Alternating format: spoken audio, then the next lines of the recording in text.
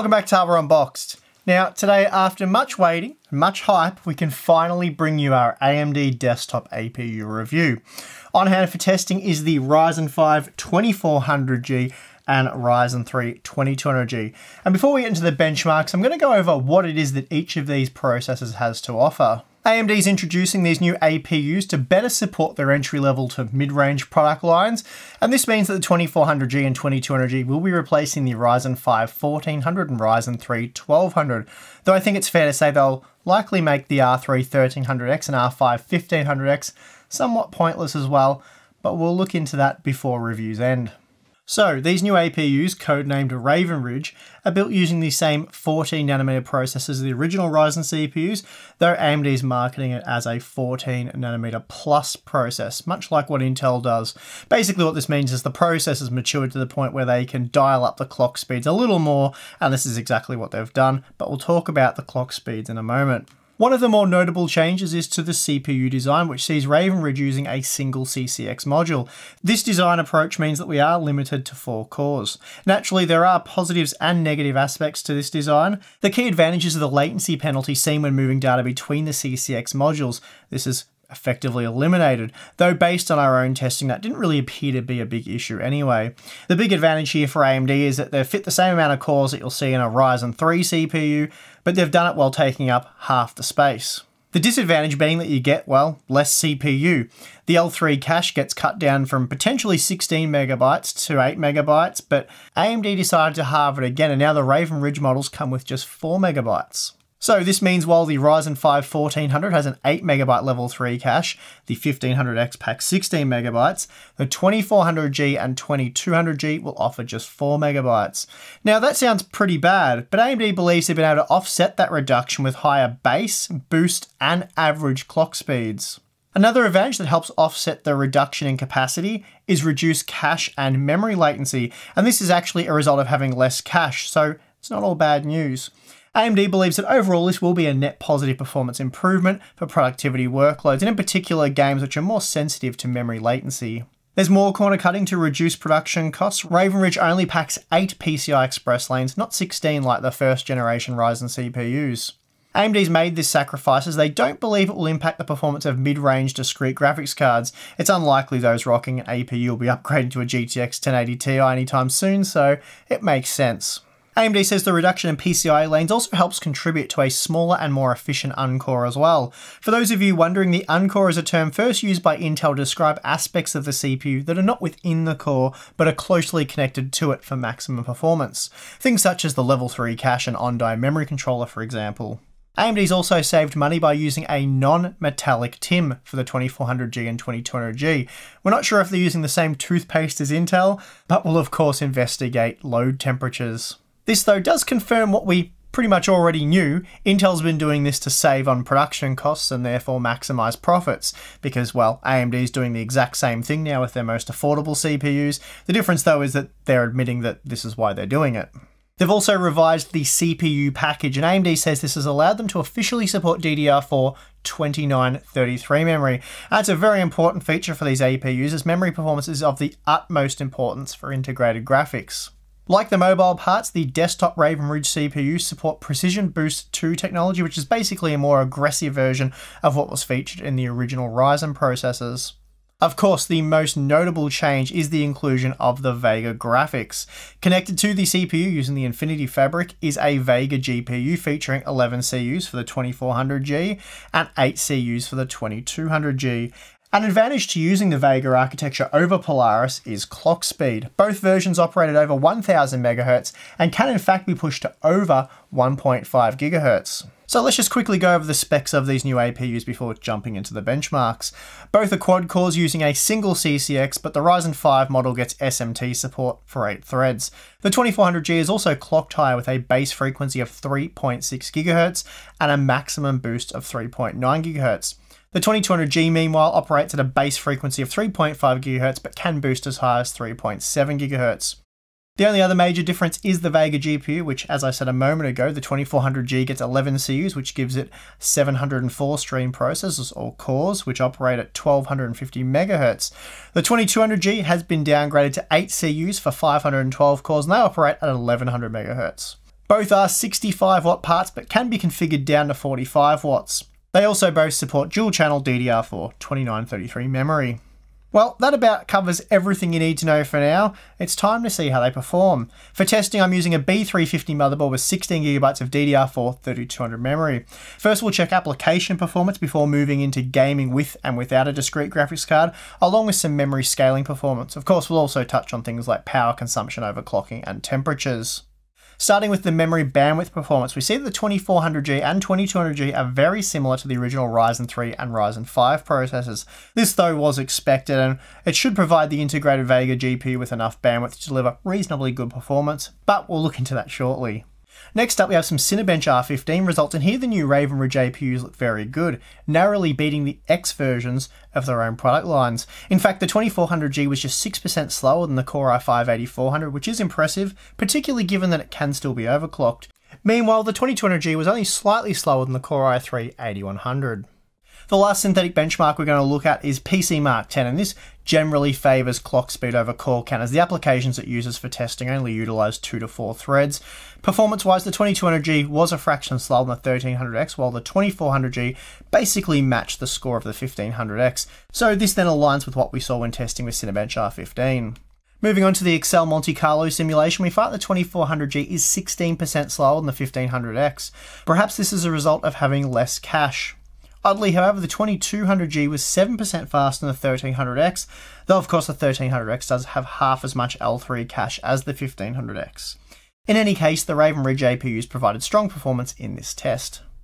Performance was much the same between the Raven Ridge APUs and the Ryzen 3 and Ryzen 5 X models when testing with VeroCrypt. The 2200G was slightly ahead of the 1300X, while the 2400G was slightly behind the 1500X. When testing with 7-zip, we see that the 2200G is slightly ahead of the 1300X, making it slightly slower than the Core i3-8100. Meanwhile, the 2400G was faster than the 1500X for the decompression test, but quite a bit slower for the compression test. Testing with Premiere Pro CC shows a very small improvement in performance for the 2400G and 2200G over the 1500X and 1300X. So it's good to see another application where the massive reduction level 3 cache has no performance impact, and if anything, it's actually helped increase the performance due to the improved latency. Both the 2400G and 2200G are able to slightly improve upon the X models, though the margins were slim. The 2400G, for example, was just 2% faster than the 1500X. It was, however, 8% faster than the Core i3-8350K. Then when testing with Corona, we do see a similar thing. Here the Raven Ridge APUs are basically able to match the X models, making the 1500X and 1300X somewhat pointless now. The 2200G also matched the Core i3-8100, while the 2400G was just a fraction slower than the Core i5-8400. The last application benchmark that we're going to be looking at is Povray, and here the 2200G was 8% faster than the 1300X, while the 2400G was just a single percent faster than the 1500X. That said though, I should note that the Raven Ridge parts were noticeably slower than the similarly priced Intel processors in this test. Okay, so that's all the boring productivity stuff out of the way. It's time to play some games. This next batch of results were again recorded with the Raven Ridge APUs using DDR4 3200 memory.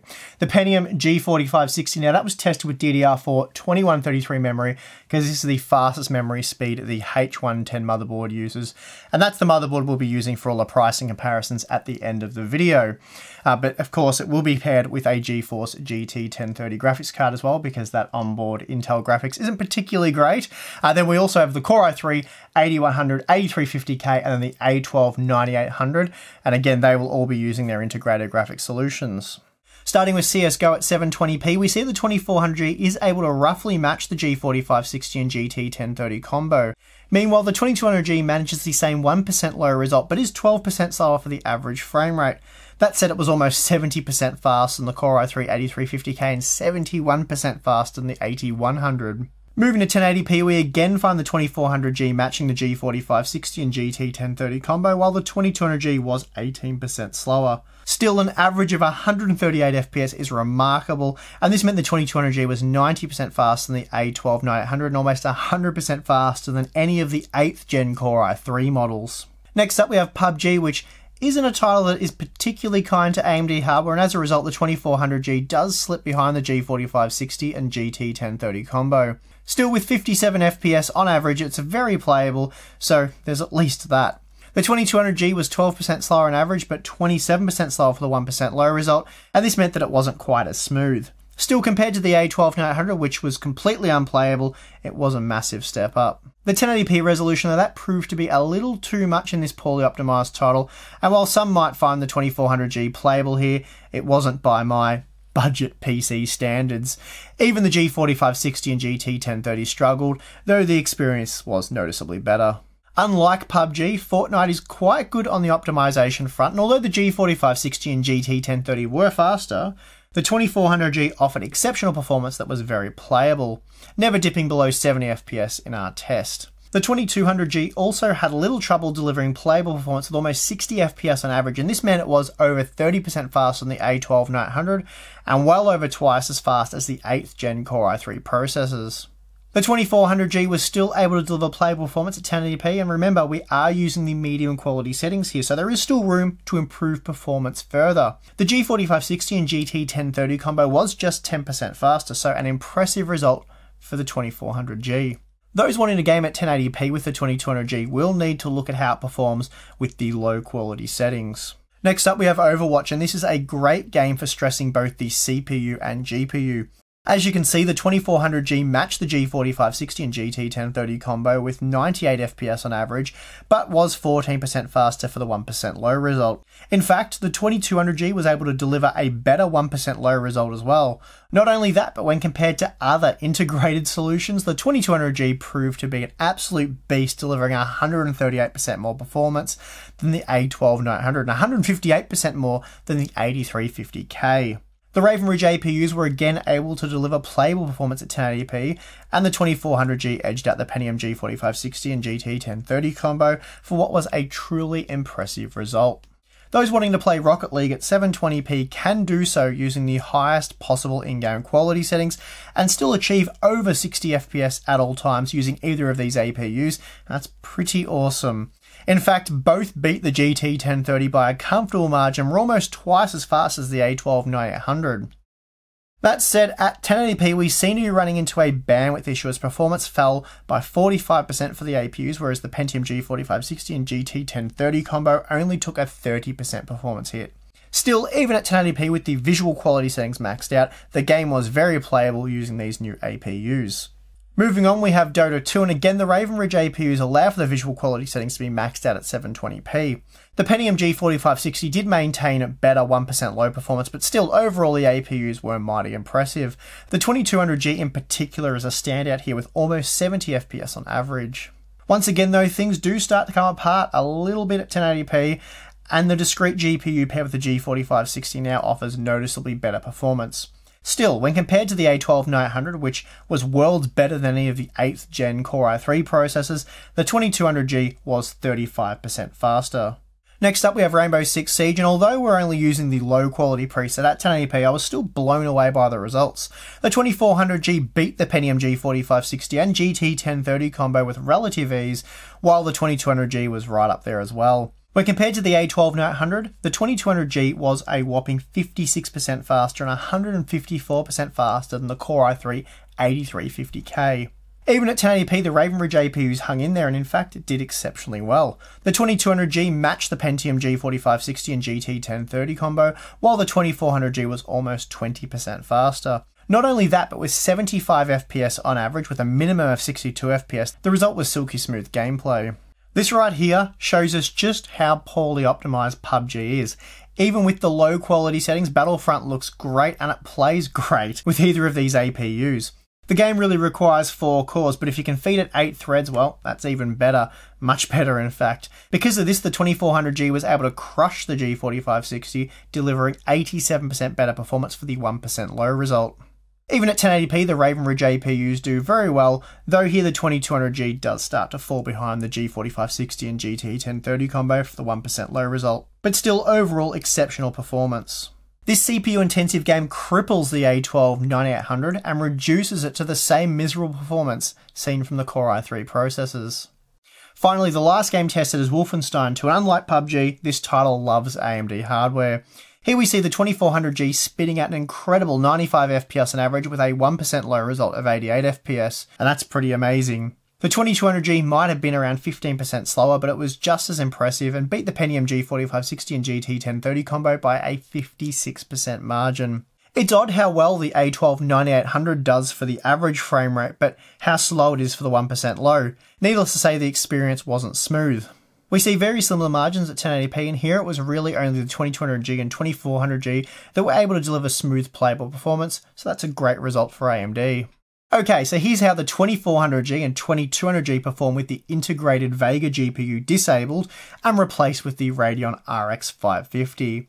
Here we see that the 2200G is just 8% faster with the discrete graphics card installed, so that really speaks to how impressive the 8CU integrated Vega GPU is. The 2400G meanwhile is improved by just 4%, so stock the Vega 11CU GPU is basically an RX 550 as we suspected. That said, at 1080p we see the benefits of local GPU memory as the RX 550 starts to pull ahead. Still, the Raven Ridge APUs do remarkably well. It's interesting to note that the 1% lower results with the RX 550 are noticeably better with the 1300X and 1500X opposed to the new APUs. That'll be something that I'll look into in the future with a wider selection of games. Remember, Overwatch is a very CPU intensive title when running the bot match test. Rather than dig through all the data for the other 8 games I've tested, I'm just going to move on to something that I feel is a bit more important for would-be buyers, and that is overclocking, power consumption temperatures, and the all-important memory scaling. So let's start by taking a quick look at the overclocking. I'm only going to be showing the results for a single game right now. I know there is much more testing to be done, but I only had so much time to put this video together. So yeah, one game it is for now. This should though give us a pretty good idea of what's possible, but as I said, there will be a future video dedicated solely to overclocking. Please note that all the overclocking in this video was done so with the stock box cooler. It's really only possible to overclock the GPU using this cooler, especially if you want to go to the frequency that we have. So yeah, I don't believe you'll be able to do CPU and GPU overclocking with the box cooler. That's not really a big deal as most of the gains will be seen when GPU overclocking. By default, the 2200G runs its Vega cores at 1.1 GHz and the 2400G at 1.25 GHz. Both though have been pushed to 1.6 GHz using 1.3 volts, and here are the results.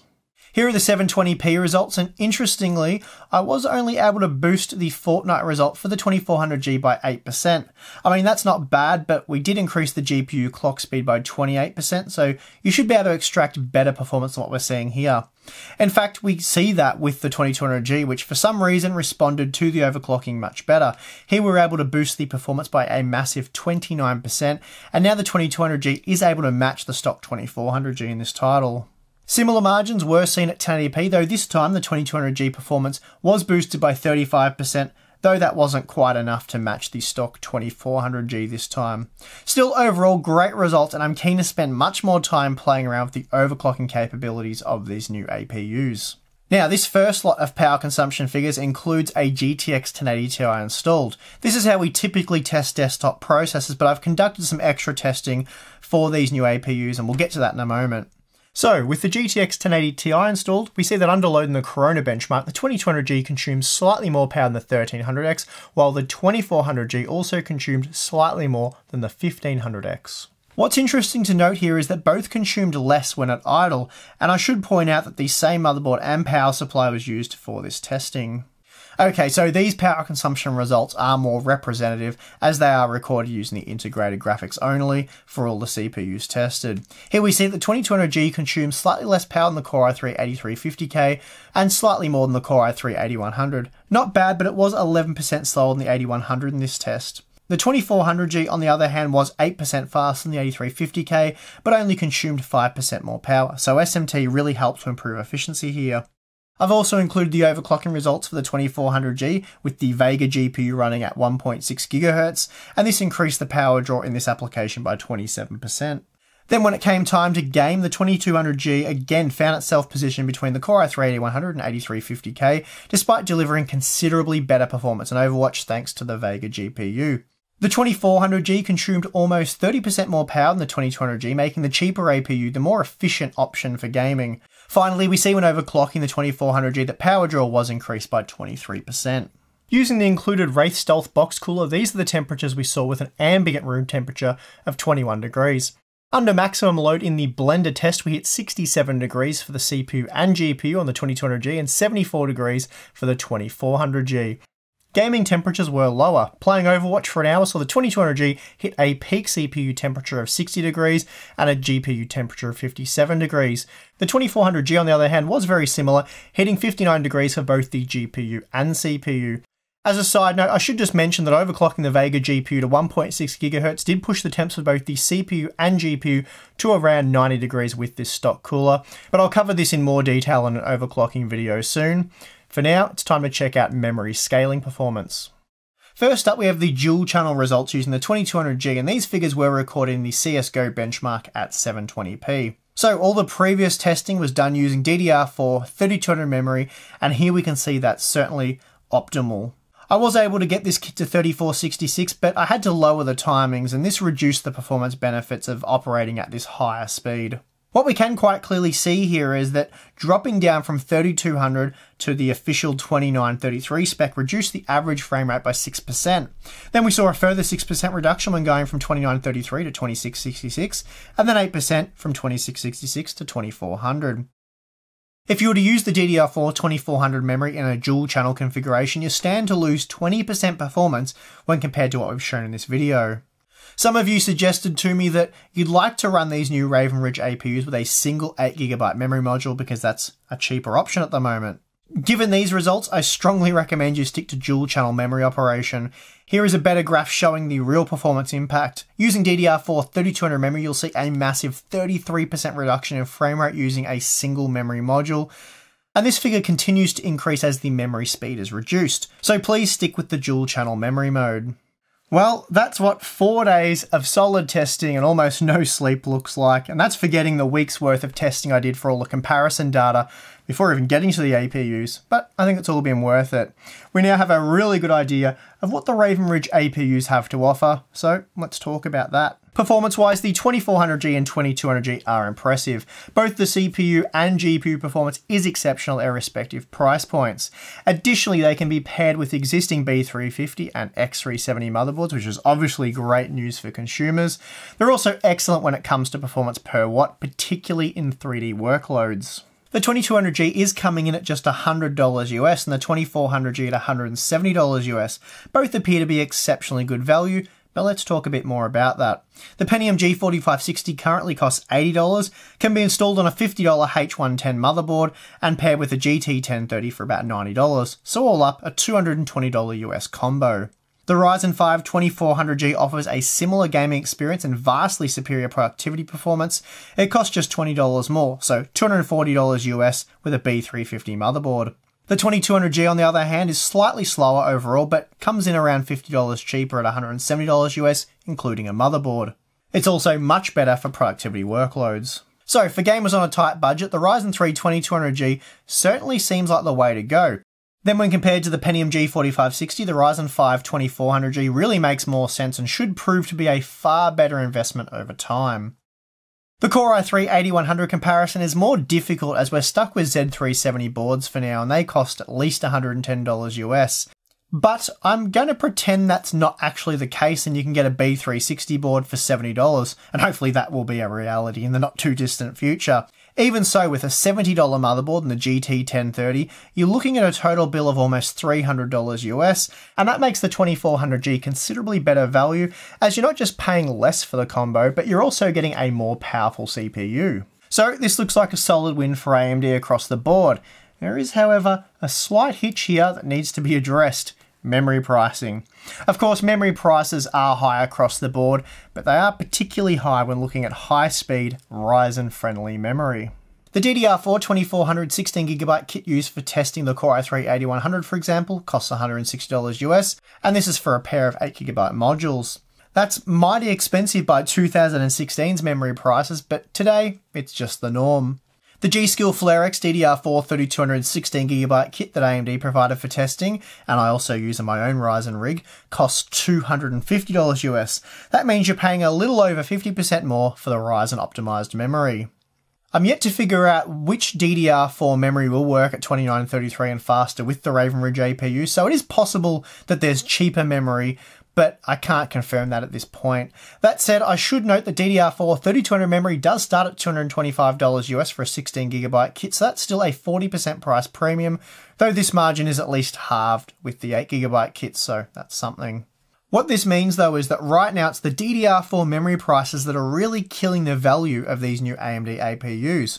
With a discrete graphics card, memory speed really doesn't matter. If you throw a G4560 on an unlocked Z270 motherboard and pair it with DDR4 4000 memory, you'll at best see a few extra frames with a GTX 1050, 1050 Ti or even a 1060.